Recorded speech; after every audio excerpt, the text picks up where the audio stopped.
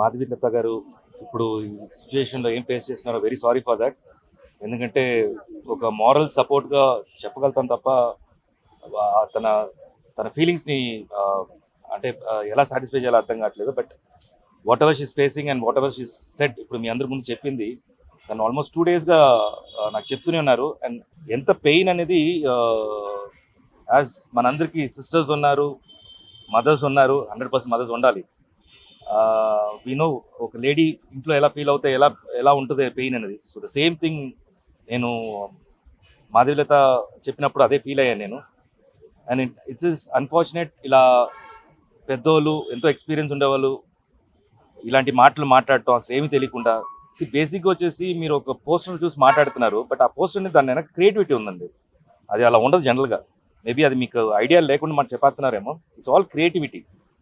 ఇప్పుడు ఏదైనా ఒక పోస్టర్లో కానీ లేకపోతే ఒక ఫేస్ దీంట్లో స్కార్స్ కానీ అది నిజంగా ఉండవు, అవన్నీ మేడప్ అవి.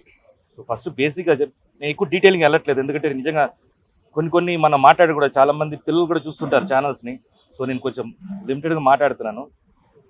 అండ్ నాకు ఎప్పుడు అనిపిస్తుంది ప్రతి ఒక్కసారి పొలిటీషియన్స్ డిఫరెంట్ పార్టీస్ ఉన్నాయి, మీరు ఒకరు వచ్చేసి లాస్ట్ మీరు జనాల కోసమే మాట్లాడతారు అంటారు, కానీ ఎక్కువగా వెళ్ళిపోయి పర్సనల్ లైఫ్కి వచ్చేస్తున్నారు. అదేంటో తెలియట్లేదు.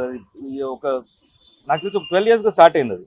ఎక్కువ పర్సనల్ అటాక్స్కి వెళ్ళిపోతున్నారు అండ్ సినిమా ఇండస్ట్రీకి మీదకి వచ్చేస్తున్నారు. బేసిక్గా నేను ఒకటి ఎప్పుడు ఏమనిపిస్తుంది అంటే, మా ఆర్టిస్టుల గురించి మాట్లాడేటప్పుడు, అంటే మా ఆర్టిస్టు పాలిటిక్స్ ఫీల్డ్ ఎంటర్ అయినప్పుడు వాళ్ళ గురించి మాట్లాడేటప్పుడు ఎంతోమంది ఆర్టిస్టు పొలిటీషియన్స్ అయ్యారు. బట్ ఒక పొలిటీషియను నోన్ ఆర్టిస్ట్గా అవ్వాల. సో మా ఇండస్ట్రీ ఇంకా టఫ్ మీ పాలిటీషియన్స్కి ఇక్కడ, ఎందుకంటే ఒకరికొకరు తిట్టేస్తే పాలిటిక్స్ అయిపోతుంది. అది దట్స్ పాలిటిక్స్ ఈ రోజుల్లో. నిజంగా జరుగుతుందా, వర్క్ జరుగుతుందా, లేకపోతే వచ్చేసి మా జనాలకి మనుషులు జరుగుతుందని పక్కన పెట్టేస్తే ఒకరు తిట్టుకోవటం మాత్రం ఎక్కువ అయిపోతుంది ఆన్ కెమెరా. సో బేసిక్గా మాకు కెమెరా ముందు నటించడం వచ్చు, బట్ జనరల్గా వచ్చేసి బయట నటించడం అనేది మీ దగ్గర నుంచి నేర్చుకోవాలి మేము. సో ప్లీజ్ మా జోలికి రావద్దు, మిమ్మల్ని రిక్వెస్ట్ చేసుకున్నాను అంతే. మీకు పార్టీ రకంగా లేకపోతే పాలిటిక్స్ రకంగా మీరు ఏమైనా మాట్లాడుకుని కానీ ఇండస్ట్రీని లాగొద్దు. దీంట్లో ఇండస్ట్రీ అమ్మాయిల్ని ప్లీజ్ లాగొద్దు. బికాస్ బతుకుతారం ఏమేమో అంటున్నారు, కానీ వాళ్ళు నిజంగా వచ్చేసి ఎంతో పెయిన్ఫుల్గా ఇండస్ట్రీలో లోపల వచ్చి ఆ తెర మీద వాళ్ళ ఫేస్ రావాలంటే దాని మీద ఎంతో కష్టం ఉంటుంది, డెడికేషన్ ఉంటుంది. అంత ఈజీ కాదు. సేమ్ మొగాలు కూడా అంతే. It's not only the passion, this lot of time, lot of ఏం చెప్పాలి అంటే మీకు టెక్నికల్గా చెప్పాలంటే ఆడిషన్స్ అని అంటారు.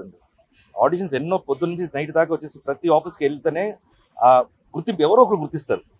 So it's not that easy. So please మీ అందరికి రిక్వెస్టే, ప్రతి ఒక్కరికి నేను ఇండివిజువల్గా చెప్పట్లే, ప్రతి ఒక్కరికి రిక్వెస్ట్ చేస్తున్నాను, ఇండస్ట్రీ జోలికి రావద్దు please. Thank you so much.